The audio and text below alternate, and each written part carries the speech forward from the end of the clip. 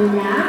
Ang pag-aaralan po natin sa hapong ito ay ang pinagmulan ng kasalanan at ang lunas ito.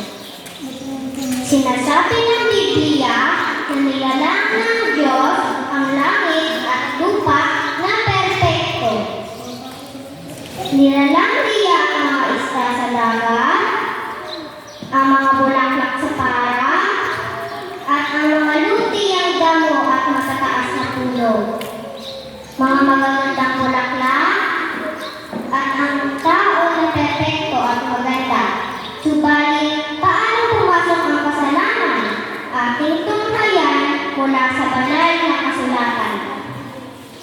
Ang sabi sa Ezekiel 28 verse 14-15, ikaw ang pinahirang kerubin na tumatakip at itinatag kita na anupat ikaw ay nasa ibabaw ng banal na bundok ng Diyos. Ikaw ay nagpandig manaon sa gitna ng mga batong mahalaga. Ikaw ay sakdal sa iyong mga lakad mula sa araw na ikay lalangin hanggang sa ang kalikuan ay nasumpungan sa iyo. Si Lucifer na isang anghel na perpektong nilalang ng Diyos ay nagkaroon ng pagmamataas sa kanyang puso at ang kalikuan ay nasumpungan sa kanya. Ito ang paglalarawan ng Isaiah 14 verse 12-14. Ano't hamulog ka mula sa langit? O tala, umaga, anak ng umaga, paano ikaw ay lumagpak sa lupa? Ikaw na siyang nagpahina sa mga bansa at sinabi mo sa iyong sarili, ako'y sasampa sa langit. Aking itataas ang aking lukluan sa itaas ng mga bituin ng Diyos at ako'y uupo sa bundok ng kapisanan sa mga kaduluduluhang bahagi ng hilagaan. Ako'y sasampa sa itaas ng mga kaitaas-taasan ng mga alapaap. Ako'y magiging gaya ng kataas-taasan. Nang sinimulang kilalanin ni Lucifer ang pagmamataas sa kanyang puso para sa Diyos, ay siya rin simulan ng pagpasok ng kasalanan sa perpektong sanlibutan. Narito ang pahayag ng Apokalipsis 12:7 hanggang 9 at 12. At nagkaroon ng pagbabaka sa langit. Si Miguel at ang kanyang mga anghel ay nagtipagbaka sa dragon. At ang dragon at ang kanyang mga anghel ay nagtipagbaka. At hindi sila nanganalo, ni nasumpungan pa man ang kanilang dako sa langit. At inihagis ang malaking dragon, ang matandang ahas, ang tinatawag na Diablo at Satanas, ang dumadaya sa buong sanlibutan. Siya'y inihagis sa lupa, at ang kanyang mga anghel ay inihagis na kasama niya. Maliwanag na sinasabi ng Biblia nang si Lucifer ay magkasala, nakipaglaban siya sa Diyos at ang mga anghel na natangay niya at sila'y inihulog dito sa lupa.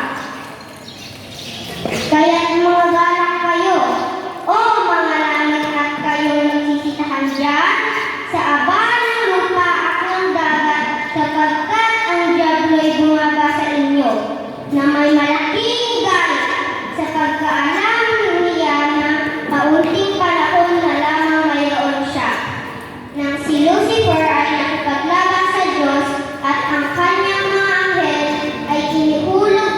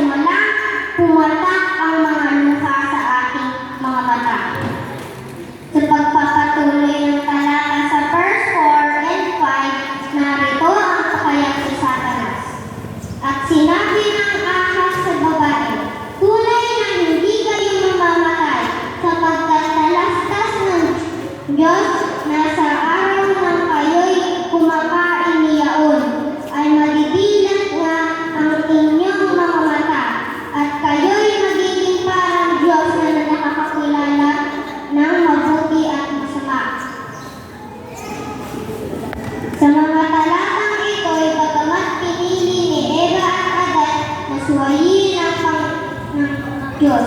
Subalit hindi pa rin sila ng Panginoon. At tinawag ng Panginoong Diyos ang lalaki at sa kanya'y sinabi, "Saan ka naroon?" Kaya naman, sa Mateo 1:21 ay pinadala ng Diyos ang kanyang pangako sa pamamagitan ng kanyang bugto na anak na si Jesus upang tayo'y iligtas sa walang hanggang kamatayan. At siya'y manganganak ng isang lalaki at ang pangalang itatawag mo sa kanya ay Jesus sapagkat ililigtas niya ang kaniyang bayan sa kanilang mga kasalanan. Kaya naman